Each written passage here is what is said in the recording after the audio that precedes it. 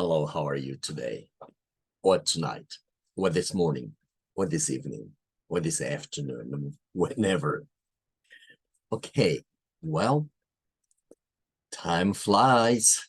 Already we are approaching the second half of August. Still, it is hot. And some places are having a typhoon coming. And I hope there wouldn't be too much damages or difficulties or accidents or whatever. Now, the first idiom for today is to check up, to check on, to check up on. That means to check, examine, inspect. For example, okay, those people are checking on that information right now to see if it's accurate or not. The second sentence, that employer or the owner of the business or the company has hired a detective to check up on all the employees. That means people who are hired or people who work for that company. Their past activities for security.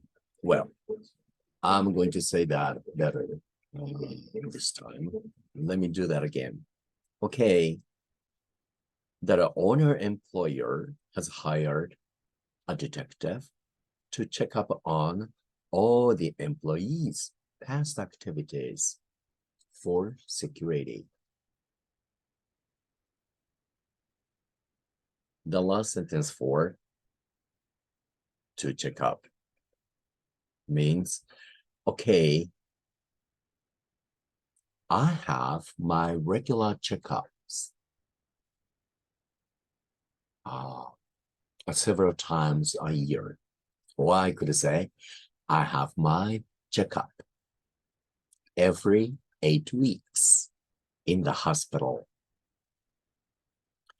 That means the checkups in the hospitals or the examination or seeing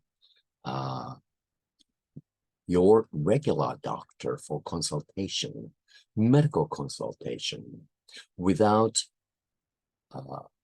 talking to your doctor, you cannot receive your medicine. Or I would say, without the medical inspection, consultation, or sometimes examination, the checkups, doctors cannot prescribe the medicine for you. Okay, the second idiom for today is to stick up or to stick out. That means to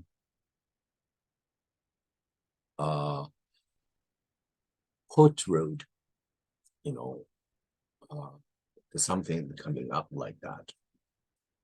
For example, my hair often sticks up in the side, sometimes or okay, I could see the end of the wallet sticking out of his rear pocket. Sometimes you see, especially among young people, their big wallet, the end of it sticking out of the pocket, especially from the rear jeans pocket or trousers pocket. And in Japan, I'm not so sure, but then in Europe and the United States, it is sort of like asking for, please steal my wallet. So when you go overseas for traveling, be careful, especially when you take trains, buses, going into restaurants, taking elevators or escalators, steps, or any crowded places.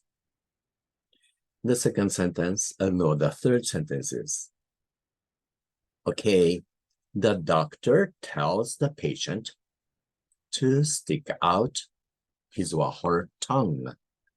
So the patient, he or she, stuck it out like that by inspecting the colors or the how the surface of the tongue looks like, and often doctors can predict the person is healthy enough or suffering from some kind of disease or something. Now, today's words, again, two of them today. The first one is quantity. That means amount.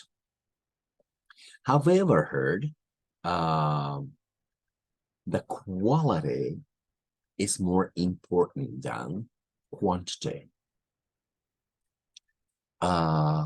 Okay, I never neglect to carry a small quantity of cash with me wherever I go in case I need something to get. Or don't believe that quantity is better than quality, especially the materialistic things, or sometimes even food.